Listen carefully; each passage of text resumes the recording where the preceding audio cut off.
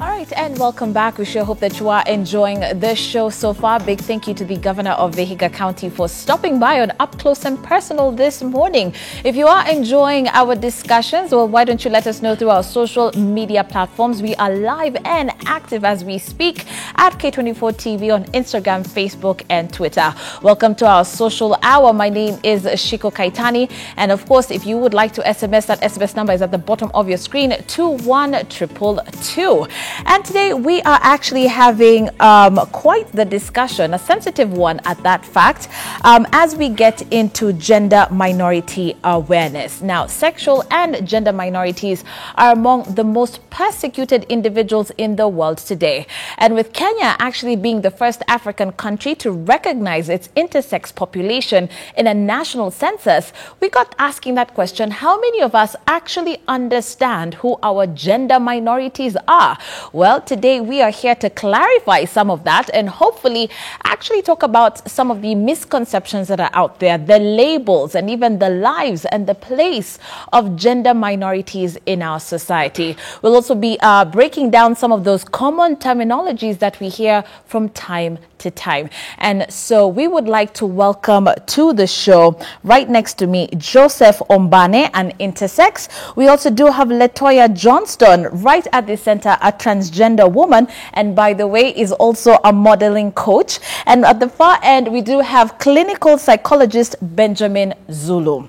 All right, so before we actually get to talk to our guests this morning, let me just start off by giving a disclaimer that we actually do welcome your feedback via call or via text. However, if this being being a sensitive subject, we actually ask that you contribute to our discussion constructively, and of course any form of bashing or insults is not going to be aired on this broadcast. So welcome to the show. Joseph, welcome. Letoya, thank you so much for being here. Thank you so much. Fabulosity in the house. In with the bag. Hallelujah. Hallelujah. Benjamin, welcome. Thank you. Good to see you again. So I want to start off with the two of you, Letoya and Joseph. Yes. Let me start off with you, Joseph. Please give the definition of intersex, because what we did see, even in terms of the feedback that came through as the ongoing census is happening, that people just simply think that intersex simply means gay. Thank you. Yes. I want to introduce myself first. Yes. Legally, I'm Elizabeth. Yes. Kwamboke. Legally, you're Elizabeth. My documents are showing that I'm Elizabeth Kwamboke, aka Joseph. Okay. An intersex, this is a person who is not typically male or female. Yes. Meaning mixed, you see. Maybe gonado, chromosomal, mixed, as I have said. Yeah. So it's not you cannot categorize this as a male or a female. Yeah. But it's a person who is not typically female, not typically male, because of the pattern of chromosomal, gonado, Okay. even genitals. Yeah. Okay, so right now you prefer to be referred to as Joseph, not your legal name, which is Elizabeth. No, Joseph. Okay, so you have made that transition to male. Not, I have not. Okay, not yet. Yeah. Okay. Yeah. All right. For you, Letoya, why don't you start off? Of course, you are no stranger to the media circles. Transgender. Wow. Lots of people also wondering, who is a transgender? What does that even mean? Yeah. So, first of all, my name is Letoya Johnstone, and I am a transgender who is a trans woman. Yeah. So, transgender basically means that these are people or a group of people who do not identify with the sex that they were assigned at birth. Yeah. And it really goes beyond just not being assigned at sex, because then at the same time it is broad. But just putting it in a simple way so that the normal Kenyan can understand, it's just an individual who do not subscribe. Go like, it is more like subscribe, but basically do not do not feel that the sex that they were born in is the right sex. So most of the times these things can happen at early age or later on in life, depending with where you are coming from and how the information was passed to you or how aware you are. Okay, yes. okay. All right, Benjamin, there's this term known as gender identity. Is it a crisis? Is it a disorder? What really is it when we talk about gender identity? When you talk of gender identity, Shiko, we need to know that your identity has many aspects. Yeah. Gender is just one of them. When you come to a coherent settlement, you develop a coherent idea, a settled conclusion of this is who I am. Yeah. You need to know that all of us have a percentage of each gender. Yeah. The technical word is a big word, anima and animus. I don't need to take you into that. Right. Yes. As a male, I have some anima. Yeah. You have some animus. I have a percentage of femaleness. You have a percentage of maleness. And it's hormonal, it's not theoretical. Right. It's biological. It's true. If you develop to a level that if you have normal people range 20-80. Yeah. That's why you don't see the other one very much, because it's small. One dominates the other. Yes. Okay. 20-80%. But if you come towards 30-70%, 40-60%, that's why you see very masculine female and very feminine male. Yeah. Because the hormones are high. Yeah. This person didn't choose that. They had no box to tick. They did not subscribe. Yes. It just happened to them like that. The first word I will tell us about gender identity is this. There's a part of it that you could not choose. Number two, you wake up to it the way you discover other things of your life. Right. We just need to know that we should have an empathetic, understanding, opening approach to gender identity. It happens mainly between gender identity is among the first things. Yes. Kids start experimenting who they are so early. Yeah. You know now they keep their hands on the genitals. We have that say called oral. Sometimes they keep their hands on the oral, then anal, then phallic. Yes. Yes. That time they're experimenting who they are, their bodies. So gender identity is among the first identity children experiment with. I wonder though, do people feel that they could be more empathetic or understanding towards an intersex as opposed to a transgender? Because in his case, like you said, there was no box to tick. Yes. But there is the perception that a transgender can choose. Why did Letoya decide that, by the way, I do, feel that I identify with a woman? Do you think that that's, well, there are so many questions that are really there for people to answer. But as a transgender person who is a trans woman, I do believe that in most cases, there are so many questions and confusions that are always coming through. Right. Like, for example, people tend to think that transgender people are gay or transgender people are intersex people. Yes. What they don't know is just that transgender people are just transgender people. And this thing do not just have to do with your sex, but it has to also to do with your sexual orientation. Okay. So when we are trying to dissect and put them all together, this is the reason as to why awareness needs to be brought, so that this confusion cannot be put. Right. I mean, it cannot be like put out there and then people start to believe it because they are passing the wrong information. And for people to get to understand that intersex people and gay people are different people and transgender people are the third gender. Right. Yes. Right. Okay. So we're going to ask you to actually, start sending in your feedback if you've got any question or comment. We do have our numbers at the bottom of your screen. You may call, and in particular, if you do have a question that there's something that you really do want to understand, even a word of encouragement rather, to Letoya and even Joseph, who's here with us. Why don't you let us know? Joseph, let me start by asking how life has been for you since you were a child. Like, what has your experience been? You see, we have a lot of challenges, a lot of problems, as I can call them. One, growing as a girl. Yeah. You see, going to school, having certificates that are indicating that I'm a girl is a problem itself. Because at the moment as we are speaking now, there is no way I can maybe go even to school somewhere, maybe my ID, when sometimes I move to a certain place where an ID is required, it becomes a problem. Right. Because the moment I produce my ID, I'm Elizabeth and whatever, people just stare at you. Yeah. I remember there's a case, I went somewhere where an ID was required. When I gave my ID to the reception, the people there asked me, is this ID yours? 10 times. Is it yours? Yes, it's mine. Is it yours? 10 times. Until I was now getting shocked. I was getting stressed. Yeah. We are getting stressed because of some of these things. People don't understand that. Yeah. You see, the ID, the picture that is there, it's mine. Yeah. But the names are different. Are different from the look now, the way I'm looking at. Okay, so what made you decide now to be identifying with Joseph than sticking to Elizabeth? I want to say that from at the young age, from maybe class 7, 8 there, I think I was not a woman anymore.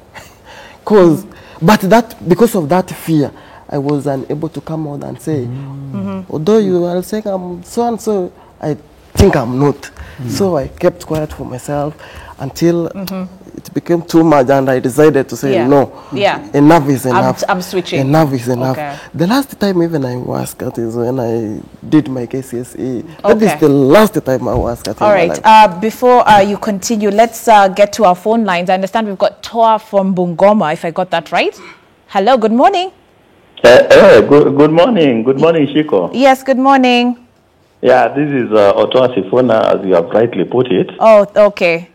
I wish to ask those gentlemen a question. First of all, maybe just a little commentary that one, it is actually their right to chart their trajectory in their life. But very two quick questions. One, as they move around, do they meet discrimination from the so-called, in quotes, normal people? And number two, very, very importantly, God created man and woman. Yeah. And I think if you ask my very honest, strong opinion is that God is never wrong. Yeah. In terms of his classification. Are they now petitioning God that it was wrong for God to create them a man stroke a woman, and so they don't feel like they are contented with the formation that God created them? Thank you. I'm Otoa Sifuna from Bungoma. Thank you, Otoa. Wow, very interesting question there, because he's literally asking whether or not do you blame God for the way he made you, because look at what you're facing, and even for you to go through these emotions, Letoya, and for you to feel, okay, I actually don't identify. Are you feeling like, okay, really he forgot me? I do believe that the first question that we should be asking is, who is God? Yeah. Because the Bible describes God as love. Yeah. So, and it says that God do not make mistakes. So why are they themselves questioning what God has made? I am who I am because God created me like this. It is just like the biological or whatever that they went to school and they learned is what is telling them otherwise. Right. We do face discrimination outside, but I'm talking on the transgender part, whereby personally as Letoya Johnstone, I remember my landlord came and kicked my door when I took him to the chief in Kibera, and then he told the chief in my face that this person is paying the rent so well in time. In fact, sometimes it even pays ahead of time. Right. But I do not like this person because this person is calling himself gay or transgender or whatever he calls himself. I am a Christian and do not condone that kind of behavior. Remember, the person who's talking about Christianity is actually always living in a drinking den. Okay. And I do believe that the discrimination that we are having is towards work. Okay. It is towards our places of like, let's say, the toiletry. Let me stop you there for a second, because I understand we've got Collins from Homa Bay. Good morning. Good morning. Good morning, Collins. Yes. This is Ray, not Collins. Okay, go ahead. Apologies. Yeah, I just want to make a comment. Yes. I've known Letoya Johnstone for some time. Yes. And, okay, as we were growing up, I knew him as Daudi. Yeah, he knows me personally by a nickname Harare. Harare. Yeah. Okay. We grew up together. He used to be a family friend. But you know, society, how they've taken these people negatively. But later on, I accepted, like, okay, Daudi is a friend. And we just accepted them. We should just embrace them of the way they are. Yeah, that's what I wanted to encourage them and to tell them now. Okay, thank you. Thank you so much. Can I say Harare then? Yeah, Harare. Thank you, Harare. Personally, from Mama Bay. Okay, Asante Sana. Well, there you go. So you were Daudi before you changed your name to Letoya. Basically, I wasn't Daudi. The name Daudi came in because we were acting in church as like Joseph Daudi and all that. Oh, so I did so well and the name stuck. Okay, okay. But basically, from my school, from when I was still young, even in Chepe, I was Johnston David Houston Letoya. Okay. So it's just that now it was too many according to them, so I had to make it like 3 names. Yes. Yeah. Okay. Okay. So you were saying, sorry, about what you face. The challenges. The challenges that we do face is one of them is like when it comes to identification. Yes. Because we really want to be referred to as a she or a he for the trans men or trans women. Yeah. And whenever you go to the identification board whereby these people are supposed to give you an ID that really calls you a she, then you don't get it. Right. Number 2, it is you are not able to get jobs because whenever you come out, the society tends to feel that either you are possessed or you have demonic power or you are in a cult or something. Oh, wow. Yeah. And then the third one is just that there is always a competition at work whereby most transgender people do not finish school because of discrimination, because of like mental health and torture and the things that they go through, and also because of most of your parents start to hide you or hide who you are, and these things interfere with you psychologically. All right. Louis from Nairobi, good morning. Question or comment? Louis. Question. Yes. Now my question is... All right. Seems like we lost Louis, but we'll be looking out for that phone call. Thank you. Talking about factors that influence formation, Benjamin, the cause of this. Someone born with it, someone who actually, because of socialization will influence their decisions, especially when it comes to sexual orientation.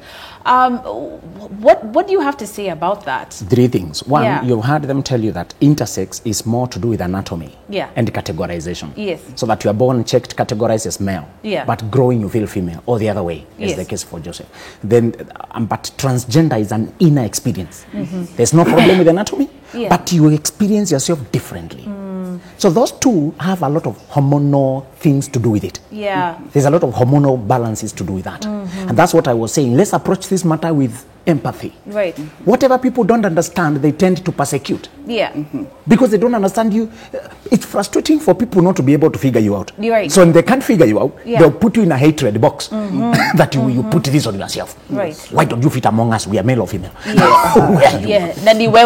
I always ask people, I tell people, HIV, when it came the first time, we also stigmatized people. Right. Until one of your own has HIV. Yes. Exactly. Then you are forced to deal with it. Or yourself. Or yourself.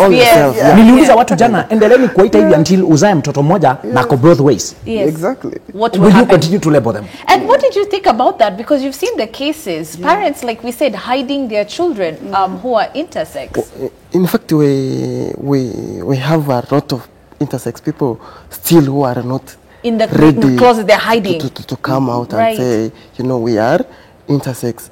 But then we have that case of fear, we have the case of discrimination, because the moment you come out and say you are an intersex, people start questioning what is intersex. I had even the other day a question, do we have intersex really in Kenya? We said yes, we are here. That is why even the government decided to count us as have the numbers, so that they can.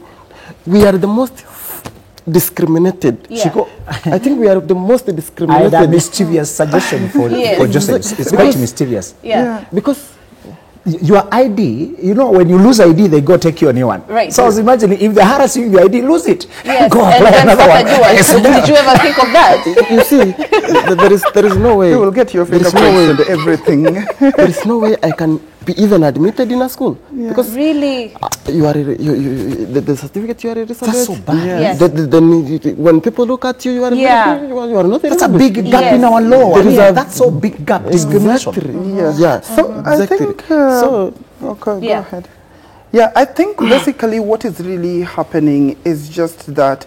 In my own opinion, from where we are at now, I don't feel that the intersex people are the most discriminated against. It is the transgender people.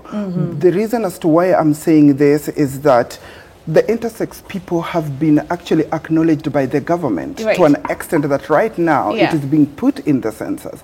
Is there the part for the T for the transgender people? Because this is the reason as to why the transgender people is still looked at as ambiguous. And also they are basically using, and they are so smart because the people of today are smart. So they're either using the Bible to attack us, or they are using the culture, or they are using the society. But what they don't know is that whenever they use the society, this society should be inclusive and diverse. And talking about inclusivity, meaning everything that is inside of it. From those people who are differently abled to everyone that is there, from the LGBT plus community.